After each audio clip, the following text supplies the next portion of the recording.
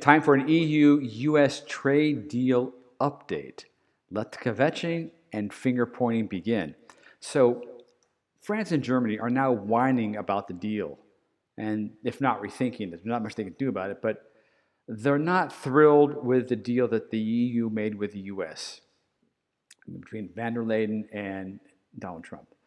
Europe's two largest economies are not happy with Ursula von der Leyen's deal-making prowess or lack thereof that she made with Trump. So more to the point, Germany and France weren't shy about expressing their displeasure with the deal itself, with German Chancellor Friedrich Merz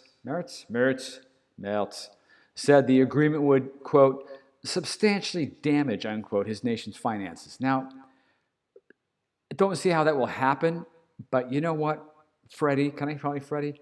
Shutting down your country's coal and nuclear power energy plants, and in turn, relying on wind, solar, and Russian natural gas and goodwill to power your country in the depth of winter will kind of have the same effect. So not a lot of credibility there. Meanwhile, French Prime Minister François Bayrou has said that the deal amounted to quote unquote submission. Writing on X, Bayrou said, and I quote, "It is a dark day when an alliance of the free peoples brought together to affirm the common values and to defend their common interests resigns itself to submission." End quote. So, interesting and most unfortunate terminology, Francis. By submission, surely you don't mean submission like in the way France just submitted to Hamas terrorism by throwing French support behind a two-state deal, even while innocent Israeli hostages are still held in the subterranean tunnels of Gaza. Not that kind of submission, is it? Look, Francis, you got zero credibility here, okay? The deal's a good deal. That said, reaction to the big trade deal has been negative across the EU. But they're also admitting that with 30% tariffs looming on the horizon, that this deal was better than no deal. Looks like Trump knew kind of their position, their strengths, and their weaknesses before they did. And you know what? That can't be overstated. That's a pretty big deal. And I'm not the only one who thinks so. According to the BBC, Hungarian Prime Minister Viktor Orban, who's a character in his own right, and happens to be a Trump ally, said that the U.S. president, quote, ate von der Leyen for breakfast, okay, unquote. On the other hand, hot-blooded Spanish Prime Minister Pedro Sanchez agreed to support the trade deal, but he will do so, quote unquote, without enthusiasm. I mean, okay. Oh my gosh. In other European capitals, Finland's prime minister said that the deal would give, quote, much needed predictability, unquote, to the trade relationship.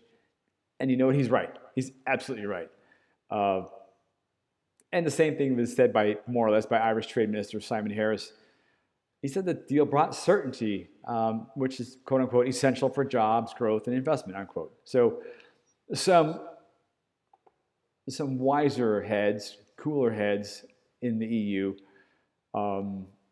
even EU Trade Commissioner, I'm going to butcher this name, Maros Sefcovic, also defended the deal, saying it was the best deal we could get under very difficult circumstances.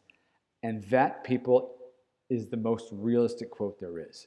Look, Europe has a security issue, a big security thing with the whole war in Ukraine, with Russia, and they know that they'll need to maintain great relationships, at least good relationships, trade relationships, military relationships with the U.S. So keeping the U.S. And Europe aligned on the geopolitical issues of today, as Harris pointed out, comes with a price, an additional price, and it does. Indeed it does. So there are some realpolitik folks there in the European Union, as well as some really belly scratchers. But hey, that's Europe. But whose fault is that? France and Germany. Really. You've had 3 years to get your respective economies in order since the war broke out in Ukraine, and you did not. You didn't do anything.